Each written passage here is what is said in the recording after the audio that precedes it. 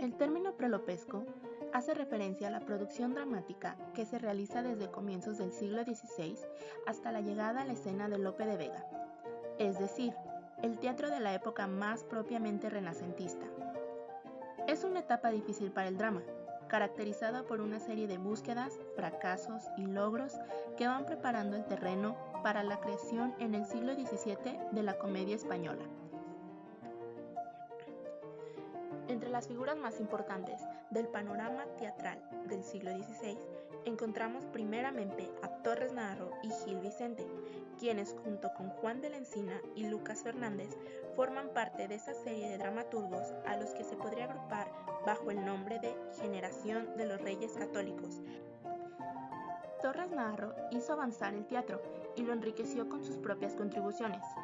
Fue el creador del introito, monólogo cómico separado del cuerpo de la obra y recitado por un pastor en dialecto rústico, que, unido al argumento, llegó a ser la forma del prólogo dominante en la primera mitad del siglo XVI. Siguiendo el dictado clásico, dividió la comedia en 5 actos que llamó jornadas, amplió la galería de personajes, pero sobre todo le corresponde el mérito de haber hallado la fórmula de la comedia española en un primer intento que cristalizará en el siglo XVII con la producción de Lope de Vega.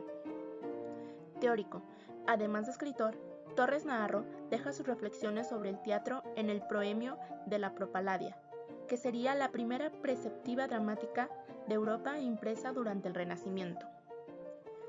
Otra figura importante es el portugués Gil Vicente, creador de la farsa portuguesa, que aunque su idioma nativo domina en su producción, otra gran parte de ella está escrita en castellano o inclusive en ambas lenguas. Gil Vicente hizo sus aportaciones al teatro castellano en la tradición del auto religioso y en la comedia. Entre sus comedias castellanas podemos mencionar a Don Duardos, en el que se destaca entre sus valores la unión de medievalismo y renacentismo, la incorporación del paisaje al arte dramático y la matización psicológica de sus personajes.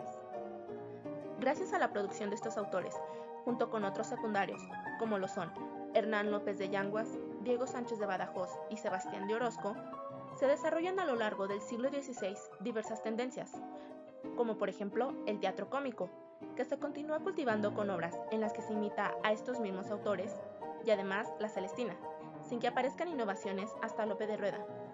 También está el drama religioso, que está representado sobre todo por el Códice de Autos Viejos.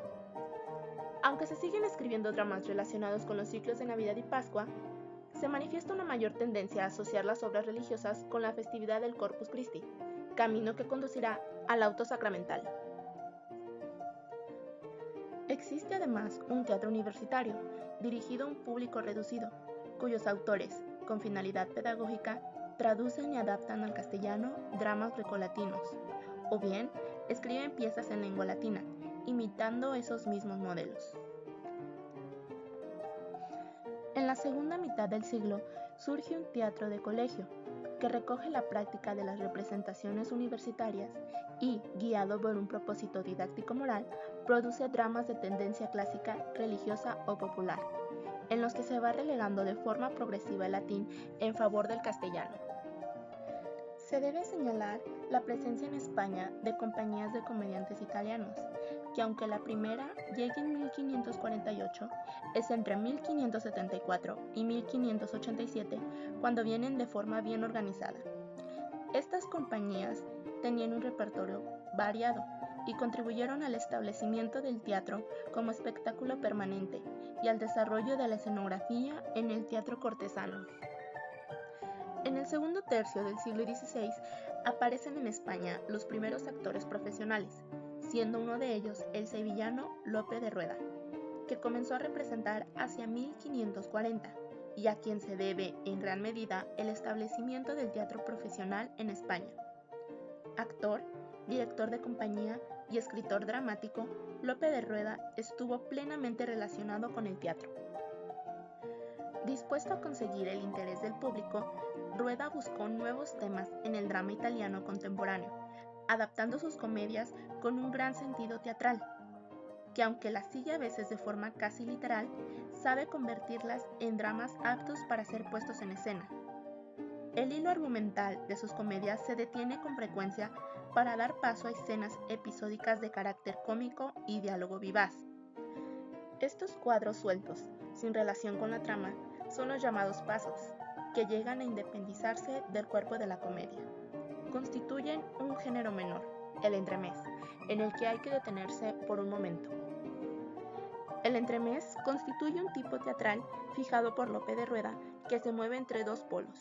Uno, la pintura de la sociedad contemporánea con su habla y costumbres, y el otro, la literatura narrativa, descriptiva o dramática, de donde toma sobre todo un repertorio de asuntos, atmósfera, personajes, gracia e ingenio de los mismos.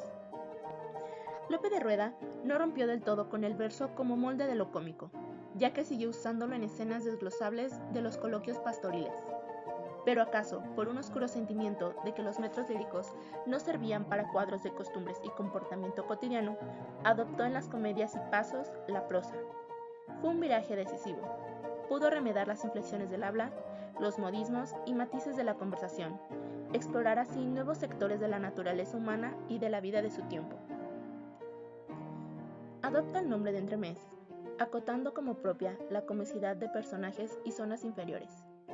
Personajes no amanerados por una rutina literaria, ni presos en las redes de la retórica tradicional, a los que cabe hacer hablar la lengua viva de cada día, dando a sus acciones triviales o fantásticas una ilusión de corporeidad, una atmósfera realista y despoetizada.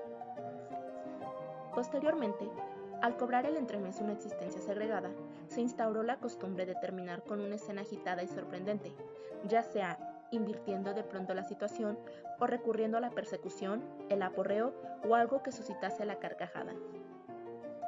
Creador de una prosa coloquial sacada del lenguaje cotidiano en sustitución del verso y de un teatro en el que se aúna lo literario y lo espectacular, Lope de Rueda gozó de fama como dramaturgo y representante entre sus contemporáneos y sucesores.